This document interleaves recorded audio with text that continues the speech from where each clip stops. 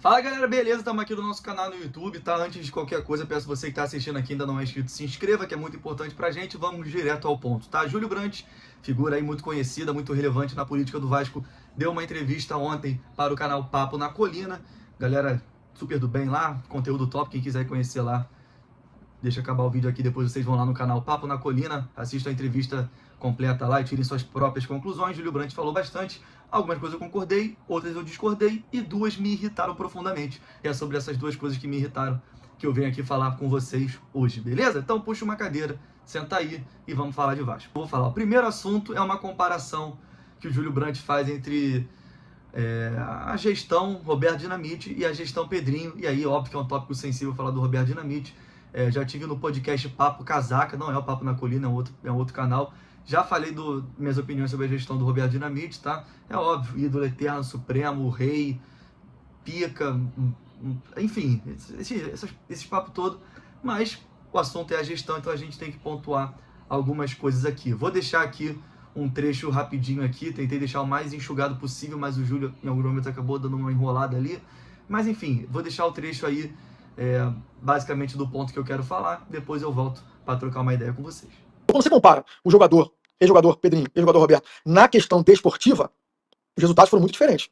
O Roberto assumiu o clube em frangalhos, né, quando vocês são muito novos, talvez vocês não lembrem, mas assumiu o clube em frangalhos pela gestão do Eurico. Nem computador tinha em São Januário quando o Roberto saiu. É só Google que vocês vão ver notícias dessa época, entendeu? Sem dinheiro nenhum.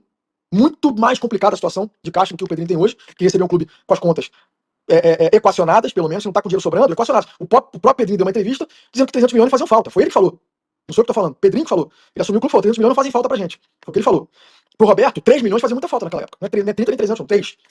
E montou um time que foi campeão da Copa do Brasil, vice-campeão brasileiro no campeonato mais roubado da história do Campeonato Brasileiro, foi dado pro Corinthians, recorde de permanência no G4 e entre os 4 melhores da Libertadores.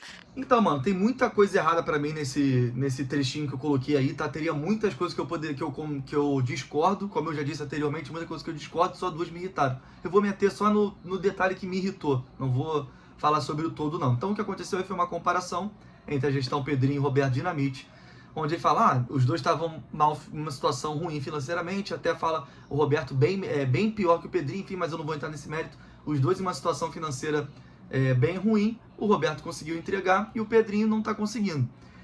E aí eu falo muito disso, cara, que é o grande voo de galinha que o Vasco deu e que esse time de 2011, que foi super bem, em 2012 também, deixaram dívidas enormes. O Vasco não tinha condições de honrar o compromisso com esses jogadores campeões, vitoriosos que o Vasco trouxe e que deram um título pra gente. Óbvio que lembro com muita saudade do Trem-Bala da Colina. Óbvio que vira e mexe me pego vendo lances do Vasco desse ano e tudo mais, que é a última grande lembrança do vascaíno. Mas vendo hoje, com um pouco mais de sabedoria, não tenho mais os 10 anos que eu tinha naquela época, a montagem desse elenco foi algo extremamente prejudicial para o time do Vasco.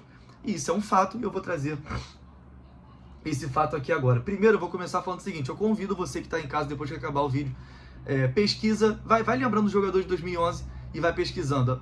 O jogador que você lembrou aciona o Vasco na justiça. Você vai achar uma matéria, tá? Fernando Praz, Renato Silva, Gilmar, Newton, Alexandro e tudo, Carlos Alberto, qualquer um. Vai ter uns 4, 5 ali que tu vai lembrar, 3, e que você não vai achar, talvez só porque não tenha saído matéria, mas talvez tenha colocado. Mas a imensa maioria daquele time, imensa, saiu do Vasco já na época de 2012, já saiu acionando o Vasco na justiça, beleza? Isso é um fato, como eu já falei, convido vocês a fazer essa pesquisa aí. Pensa no nome que você lembrar do time de 2011, e pesquisa fulano de tal acionou o Vasco na justiça e você vai achar o resultado. Eu deixei alguns abertos aqui, vocês não vão conseguir ver. Eu vou botar na tela, não vai aparecer eu de código aqui, só um pouquinho. Vamos lá. UOL, Praz cobra salários e FGTS na justiça, dirigente do Vasco fala não sei o que. Net Vasco, Carlos Alberto cobra do Vasco um valor estimado em 9 milhões. Aí até vem acompanhando também. Praz e Alexandre podem acionar a justiça, até dando spoiler, de fato acionaram. O Praz eu já citei. O Alexandre eu não vou precisar abrir a matéria porque já está falando aqui. Mais um, Newton aciona o Vasco na justiça, deve ser mais um a sair da Colina. Mais um a sair. Renato Silva quer sair do Vasco e já acionou a justiça por salários atrasados. O grande zagueiro Renato Silva. Então é isso, cara. São alguns exemplos aqui que eu trouxe, mas se vocês pesquisarem mais, vocês vão achar. E aí tem aquela famosa lista de credores do Vasco, que é uma vergonha da ordem, qualquer vascaíno abrir aquela lista. E aí, até um pouco de covardia eu citar alguns nomes do Roberto Dinamite aqui, mas como foi citado pelo Júlio Brandt, eu vou falar aqui também. Não sei, não fiz a conta se o Roberto Dinamite é o presidente que mais tem jogadores na lista de credores, ou se dos jogadores que ele tem o valor total é o maior, mas vamos aqui, como essa comparação foi feita, alguns nomes aqui. O meio-campista Henrico, o Vasco deve 780 mil. Felipe Maestro, 520 mil. Se bem que ele pode ter dívida lá de trás do Eurico também, então vamos ignorar esse Felipe Maestro aqui, beleza? Ricardo Gomes, 1 milhão. Rodrigo Pimpão, 1 milhão e 900 mil reais. Gilmar fez um gol bonito contra o Palmeiras, né? 3 milhões e 900 mil, 4 milhões de reais. Fumagalli, 1 milhão de reais. Dorival Júnior, que teve 2 passagens com o Roberto Dinamite. No acesso em 2009 e depois para tentar fugir do rebaixamento em 2013, se teve mais alguma eu não estou lembrando, 4 milhões e 500 mil reais, tá? Éder Luiz, pica, mais 4 milhões e 400 mil reais. Aranda, que veio junto com o Martin Silva, lembra? Talvez nem lembre, 2 milhões e 400 mil reais que o Vasco deve. Felipe Souto, 1 milhão e 100 mil. Reginaldo, 2 milhões. E Michel Alves, um dos grandes responsáveis por um dos rebaixamentos do Vasco, 1 milhão e 900 mil. Então, é isso, galera. Aí só o tempo vai dizer se o Pedrinho vai entrar nesse buraco também. Eu acredito muito que não. Não acredito que daqui a um tempo o Lucas Freitas vai acionar o Vasco na justiça cobrando 3 milhões. Que o Lucas Oliveira, outro zagueiro, vai fazer alguma coisa parecida. O Jean Davi, o Maxime. Eu acho que o Pedrinho tá indo num caminho diferente e tal, não sei o quê. Para dar esses voos de galinha, que, beleza, comemorativo, você vê o Cruzeiro aí, é o maior exemplo disso da história, né? Que foi bicampeão seguido aí da Copa do Brasil, tava tudo bem, mas tava se enfiando num buraco absurdo aí, devendo jogadores, devendo tudo e todos. Então acho que o torcedor que tem o mínimo de discernimento ainda, que não se perdeu totalmente na emoção de tentar ver o Vasco campeão de novo, sabe que o Roberto Dinamite, obrigado, maneiro, nas melhores das intenções, com certeza, proporcionou a gente um título, mas hoje a gente tá aí pagando muito caro por uma irresponsabilidade da gestão do Roberto Dinamite, beleza? Tá claro isso? Vamos pro próximo ponto. Então, foi melhor ou pior? Eu tenho dúvidas até agora, eu não consigo dizer. Era melhor estar lá com a 777, o Vasco Saf, o Lúcio Barbosa, ou hoje? Fala assim, cara, o Lúcio Barbosa sumiu no segundo semestre. Vinha com o Luiz Melo, o cara sumiu lá, né? Mudou a gestão da Vasco Saf naquele meio, não sei se vocês lembram. Aquela confusão toda, conseguimos demitir o Luiz Melo. Assumiu o Lúcio. Cara, trouxeram um monte de reforços. Quem vai lembrar aí? O Vasco vinha com performance de Z4, consolidado no Z4, fez um segundo turno de quase campeão. Foi o que aconteceu, eu só tive os números daquela época. De G6, sei lá, G4, não me lembro bem. Os números do segundo turno. De novo, só buscar aí, eu não me lembro exatamente os números. Mas se for no Google, vocês vão ver qual foi a performance do Vasco no segundo turno do brasileiro, daquele ano. Entendeu? Então não tava numa curva de melhora? Podia estar numa curva de melhora, não deu tempo, porque logo o seguinte o Pedrinho sumiu, depois veio a ação. Nem tempo deu pra ele ver essa melhora, não deu tempo. Mas a curva era positiva. Pelo menos foi o que se provou no campo. A curva era positiva. E qual foi a curva depois que o Pedrinho sumiu? Foi de descendência, foi de queda. E isso tá aí. De novo, os números mostram. Eu tô falando de resultado, gente. Não tô falando de política, não. Não é política, tô falando do resultado ali do campeonato. Galera, então, já deixei o vídeo aí, né, do segundo tópico e último que eu tenho pra falar. Dessa vez nem fiz uma préviazinha, porque acho que dessa vez o vídeo fala muito por si só, não precisa nem de explicação. O que o Júlio Brandt fala o Vasco vinha numa linha de crescente com a 777, e essa linha é interrompida pelo Pedrinho quando ele entra com a ação na justiça, e a partir dali começa um declínio.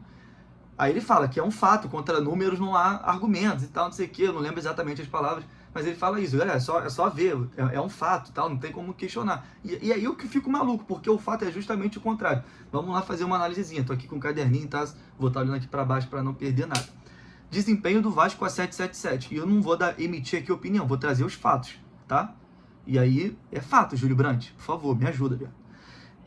Campeonato Carioca em 2023, primeiro campeonato aí da 777, semifinal contra o Flamengo, a gente foi eliminado, beleza, normal ali, tudo em casa, tá bom? Beleza. Copa do Brasil, eliminados para ABC em São Januário na segunda fase. Campeonato Brasileiro, 15º colocado a 2 pontos da zona de rebaixamento, não preciso nem lembrar para vocês o inferno que foi aquele ano na vida do vascaíno. Ele até cita um recálculo de rota que realmente aconteceu, realmente foi um acerto da 777, apesar de que eles não pagaram nenhuma dessas contratações que eles fizeram, mas para salvar o Vasco, eles começaram, sei lá, mudaram a rota, mudaram a forma de pensar futebol, realmente fizeram contratações muito assertivas e o Vasco realmente conseguiu uma bela recuperação, inclusive gerou um grande ânimo na torcida após a permanência para a temporada de 2024, e aí vamos ver a linha crescente da 777, que estava crescendo pra cacete, vamos ver como é que foi 2024. No Campeonato Carioca a gente é eliminado para o Nova Iguaçu, isso ainda com a 77, tá? Beleza? A gente faz o campeonato carioca ridículo. A gente, inclusive, perde na Taça Guanabara também pro Nova Iguaçu. A gente faz 3 jogos contra o Nova Iguaçu. Na Taça Guanabara a gente perde de 2-0. Na semifinal a gente empata de 1-1 com um gol no último lance do Piton, empatando o jogo no milagre, tá? No segundo jogo a gente toma um passeio do Nova Iguaçu e é eliminado. Essa é a curva crescente da 777. Na Copa do Brasil, nesse ano, eles conseguiram deixar a gente até o ponto que eles foram retirados pelo Pedrinho. Porém, teve pra mim, que é um vexame, o 3-3 com o Água Santa em São Januário. O Vasco abre 2-0 e o Vasco já vinha jogando mal. O Vasco abre 2-0, toma virada pro Água Santa e de novo na Bacia das Almas o Piton salva a gente no gol de cabeça no último lance. A gente vai pros pênaltis contra o Água Santa em São Januário e aí se classifica. Mas pelo menos classificou e foi durante a gestão da 777. E eles deixam a gente no Campeonato Brasileiro na 13ª colocação. Confesso que eu tinha até a impressão que era mais atrás, que a gente estava mais atrás na tabela quando eles saíram, mas a gente estava em 13º. Já tinha tomado de 4-0 do Criciúma em casa, perdido para o Fluminense. A única vitória do Fernando Diniz no comando do Fluminense no Campeonato Brasileiro de 2024, que foi o ano passado, isso, foi proporcionada aí pela 777, ainda com o Ramon Dias, aquilo tudo, mas a curva crescente. É um fato, não tem como questionar, né, Júlio Brandt? Verdade. Aí o Pedrinho assume em 2024. O Campeonato Brasileiro, que ele pegou em 13º, ele terminou em 10º, em vários momentos flertando com o Libertadores, inclusive tivemos muito perto disso, faltou poucos pontos ali, demos alguns mole, enfim, beleza. Mas o medo do rebaixamento, acho que foi escasso bem antes. Alguns torcedores mais desesperados estavam em pânico ainda, quando o Vasco tinha 0,002%. Enfim, mas melhoramos, né? A curva não caiu, e é um fato, né? 13º a gente estava quando o Pedrinho assumiu. 10º quando acabou o campeonato com o Pedrinho, é um crescimento. E a Copa do Brasil a gente chegou na semifinal, depois de não sei quantos anos e tal, não sei o que lá. A gente estava indo para os pênaltis contra o Galo, num chute de fora da área de um gênio que é o Hulk, e a gente acabou sendo eliminado. E em 2025 acabou de começar a temporada, mas a gente já faz uma campanha de Campeonato Carioca melhor do que a que eles fizeram em 2024. A gente é eliminado por Flamengo esse ano, que é o melhor time da América, e com a 777 a gente foi eliminado pro Nova Iguaçu. Então, cara, é desesperador tu ver um cara que é inteligente, tá? E deixa daqui claro, tá fazendo até um parênteses. Cara, eu não tenho implicância nenhuma com o Júlio Brandt, não. Inclusive é um cara que por várias vezes, em várias eleições, já foi minha preferência para ser o presidente do Vasco. Não vejo com maus olhos em algum momento ele sendo presidente do... Bom, deu um pequeno corte aqui, mas é isso, tive um problema aqui. Mas é isso, não tem nada pessoal contra o Júlio Brandt, repito, muito pelo contrário, é um cara que eu até gosto, acho um cara realmente inteligente, mas inclusive por isso parei para ver a entrevista dele, mas esses 2 pontos me incomodaram bastante aí, e eu tô vindo aqui pro meu pequeno e humilde público fazer essa pequena refutação aí, às falhas e falas também do Júlio Brandt. Beleza? Acho que tá esclarecido aqui basicamente isso, galera, volto a repetir, tá? Você que ainda não é inscrito aqui no canal, se inscreve, que ajuda bastante a gente a crescer aqui, beleza? Gostou do vídeo? Compartilha para seus amigos no WhatsApp, para sua amiga vascaína, seus familiares, seu grupo de vascaíno. Divulga o máximo possível aí, que ajuda bastante a gente a crescer, beleza? Tamo junto e nunca se esqueça, o Vasco é para quem acredita, tamo junto, é nóis. Garoto.